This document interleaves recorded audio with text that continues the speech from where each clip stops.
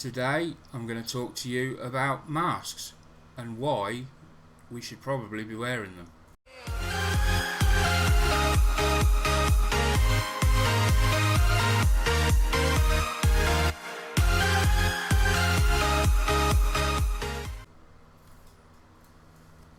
So we've all seen the paper masks, the dust masks that go around. Many of us have those. I say many. Some of us have those.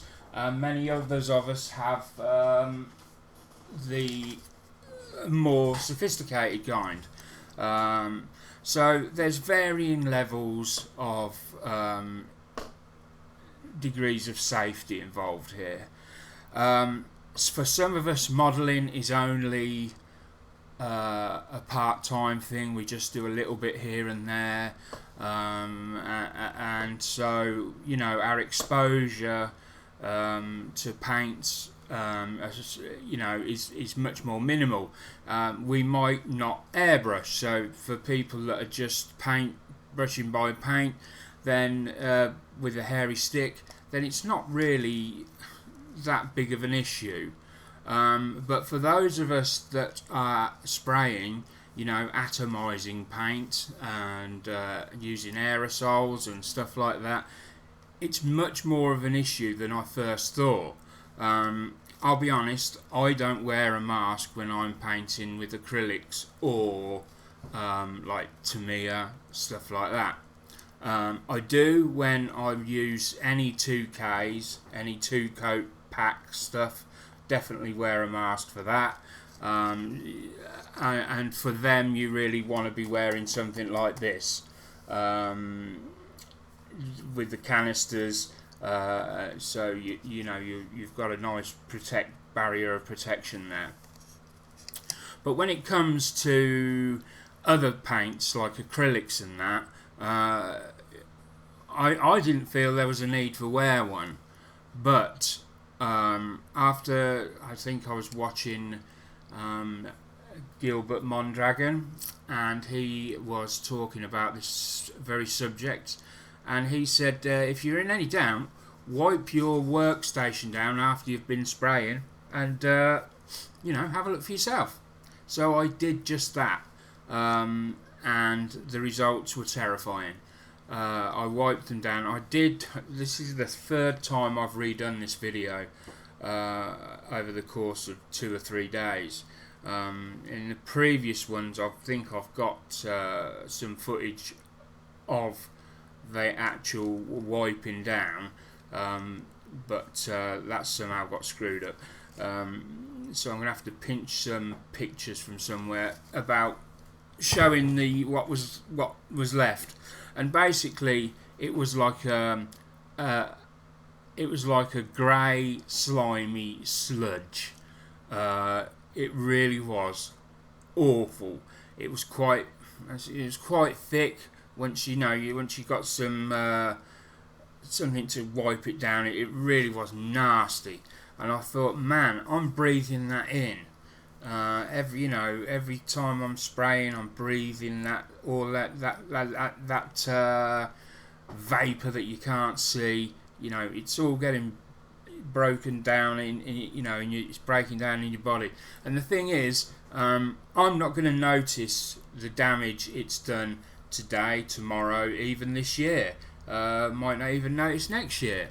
But give it 10 years from now, at the rate I'm going, I'm working with paints every day and spraying and stuff, that's going to have an impact. It could be that I'll end up having to have an oxygen tank or something like that.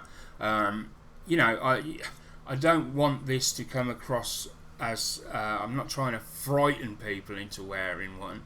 At the end of the day, it's your choice to make.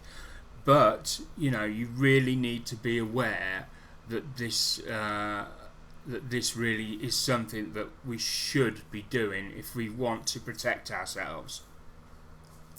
So we've looked at the canister mask. Now, why won't I wear this for the acrylics and the Tamiya and that? Well, for a start, they're a bit uncomfortable to wear. which is not a big issue. You can get over that. But there's an effect in masks that's known as a dead zone, and it sits just between the filter and the bowl of the respirator. And basically, every time you exhale carbon dioxide, and it builds up in this dead zone area. And that's what makes it increasingly more difficult to breathe when you're wearing one of these. So, that's why it's important that you change the canisters on these regularly when they're being used.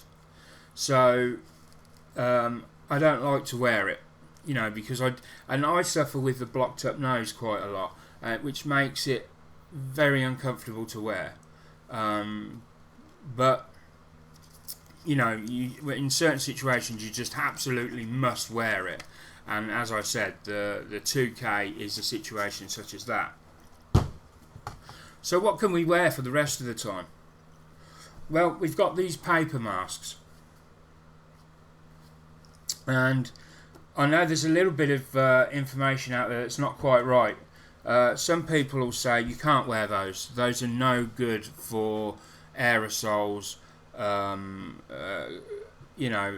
vapor, stuff like that. Well, actually they are.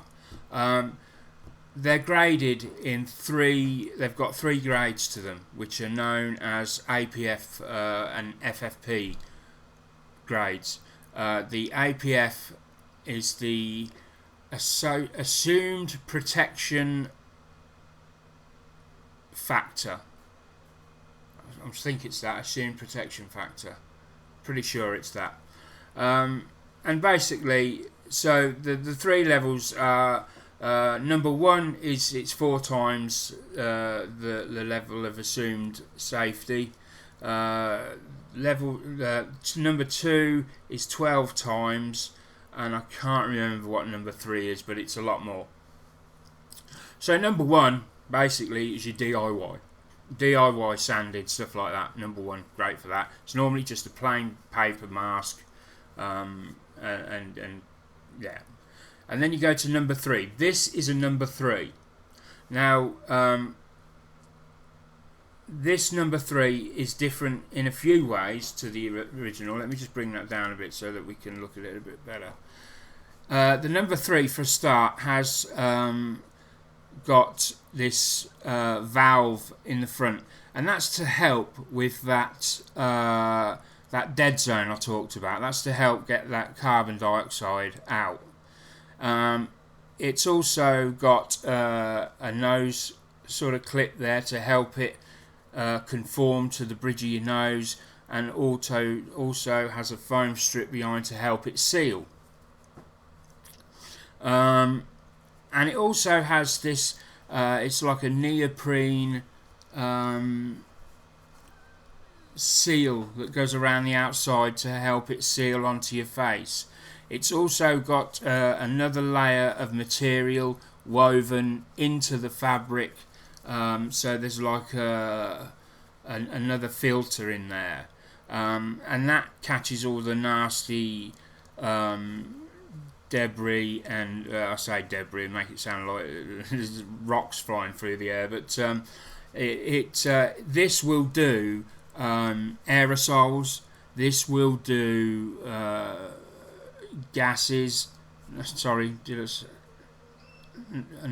not necessarily not gases, what was it I was trying to say, just aerosols, vapours, liquid, I think it said liquid gases. And you can check all this out. This is all a matter of fact on the internet, so it's not a, you can check all that out.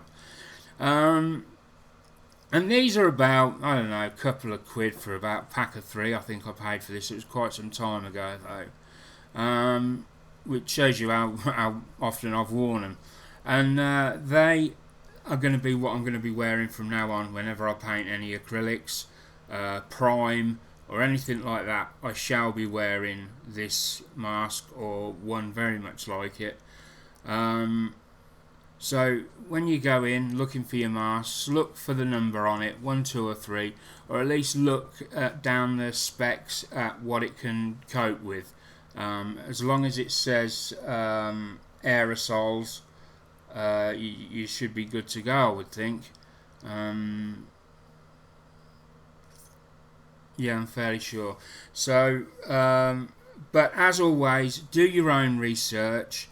Now, people are going to come out and say that I'm wrong, that's not right, you can't wear these are no protection at all. All I can say is go and have a look for yourself.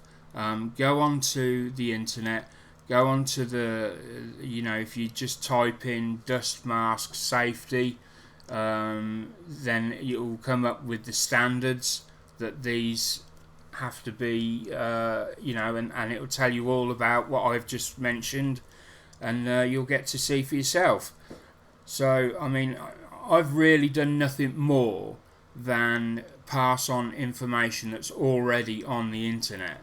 All I've done is a little bit of the research, and I've passed that on to you, the viewer, in the hope that you will realise, as I did, that yes, I really need to be wearing one of these. It's an important thing, and if I don't want to end up much iller at a later date, then I need to be looking at wearing one of these all the time now, especially if you're one of the many people in our hobby that does this on a daily basis. I'd just like to give a shout out to Gil Mondragon for bringing this back into my attention, as it were, with the mentioning wiping down the worktops afterwards, because without that I don't think I would have made this U-turn on my decision about not wearing it. Okay, I think that's all for now. Don't forget we have a bi-weekly podcast out, and on the 13th of June is our next release, and we're interviewing Gilbert Mondragon on that one. Don't miss that. That's a awesome podcast, that one. It does run to an hour and a half. It's one of the longest ones we've done, but it really is a great thing. So thanks for watching, and we'll see you next time.